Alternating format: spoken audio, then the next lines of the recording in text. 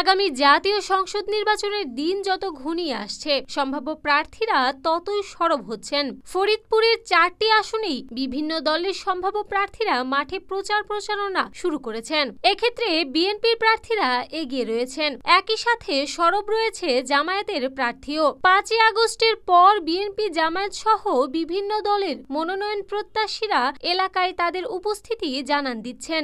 রাজনৈতিক নানা কর্মসূচিতে যোগদানের পাশাপাশি এলাকায় ক্রীড়া, সাংস্কৃতিক অনুষ্ঠান সহ বিভিন্ন অনুষ্ঠানে অতিথি হয়ে কৌশলে প্রচার প্রচারণা চালাচ্ছেন তারা। এদিকে কার্যক্রম নিষিদ্ধ হওয়ার পর আওয়ামী লীগ নেতাকর্মীদের ফরিদপুরের কোনো নির্বাচনী এলাকায় দেখা যাচ্ছে না। তাই এবারের নির্বাচনে মূল প্রতিদ্বন্দ্বিতা হবে বিএনপি এবং জামায়াতের মধ্যে। ফরিদপুর 1 আসনটি ভোয়ালমারী, মধুখালী ও আলফাডাঙ্গা উপজেলা নিয়ে গঠিত। এ আসনে আগাম নির্বাচনী তৎপরতা শুরু করেছেন জাতীয়তাবাদী কৃষক দলের কেন্দ্রীয় কমিটির সহসভাপতি, সাবেক এমপি খন্দকার নাসিরুল ইসলাম এবং শামসুদ্দিন মিয়া ঝুনু। এই আসনে জামায়াতের সম্ভাব্য প্রার্থী হিসেবে এলাকায় কাজ করছেন জাহাঙ্গীরনগর বিশ্ববিদ্যালয়ের অবসরপ্রাপ্ত অধ্যাপক ডক্টর মোহাম্মদ ইলিয়াস মোল্লা।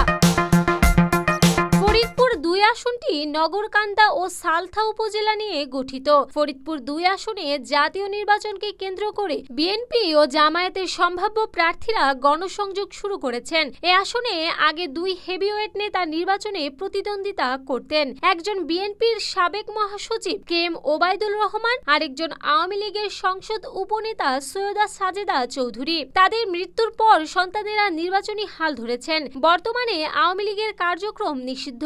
বিএনপির হয়ে কে এম ওবায়দুর রহমানের মেয়ে কেন্দ্রীয় বিএনপির সাংগঠনিক সম্পাদক শামা ওবায়দ ইসলাম রিঙ্কু নির্বাচনী মাঠে সরব রয়েছেন। বিএনপির হয়ে অনেকটা এককভাবে মাঠে রয়েছেন তিনি। এখানে জাতীয়তাবাদী কৃষক দলের কেন্দ্রীয় কমিটির সাধারণ সম্পাদক শহীদুল ইসলাম বাবুল কিছুদিন নির্বাচনী তৎপরতা চালালেও দলীয় হাইকমান্ডের নির্দেশে এখন অন্য আসনে গণসংযোগ করছেন। তবে এ আসনে ফেসবুকে প্রচার চালাচ্ছেন মনোনয়ন প্রত্যাশী উপজেলা বিএনপির সভাপতি দাবিদার বাবুল তালুকদার ও সাবেক বিএনপি নেতা অ্যাডভোকেট লিয়াকত আলী খান ভুল্লু।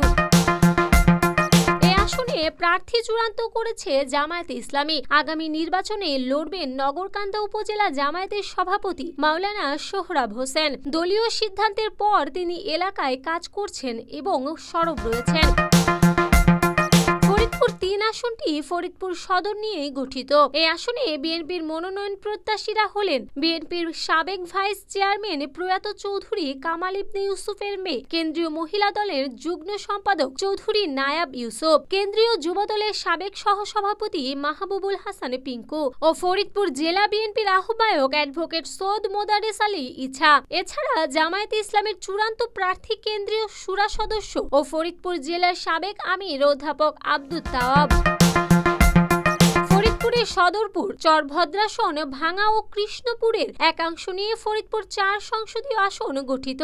2014 সাল থেকে 2024 সালে হাসিনা সরকার পতনের আগ পর্যন্ত এই আসনের এমপি ছিলেন নিক্সন চৌধুরী। আগামী জাতীয় সংসদ নির্বাচনকে সামনে রেখে আসনে বিএনপির 2 প্রার্থী মনোনয়ন পেতে কোমর বেঁধে মাঠে নেমেছেন। নিষিদ্ধ আওয়ামী লীগ সরকারের পতনের পর বিএনপি, জামায়াতের নেতাকর্মীরা এলাকায় নিজেদের উপস্থিতির জানান দিচ্ছেন। বিএনপি থেকে ফরিদপুর 2 আসনে শহীদুল ইসলাম বাবুল প্রচার চালিয়ে এলেও অবশেষে হাইকমান্ডের নির্দেশে ফরিদপুর 4 আসনে প্রচার প্রচারণা চালাচ্ছেন। বিএনপি থেকে এই আসনে শহীদুল ইসলাম বাবুল প্রার্থী হবেন এমন কথাই শোনা যাচ্ছে। এদিকে জামায়াতের সম্ভাব্য প্রার্থী হিসাবে ভাঙ্গা উপজেলা জামায়াতের আমির মাওলানা সরোয়ার হোসেন ও তার নেতাকর্মীরা বেশ তৎপর রয়েছেন নির্বাচনী মাঠে।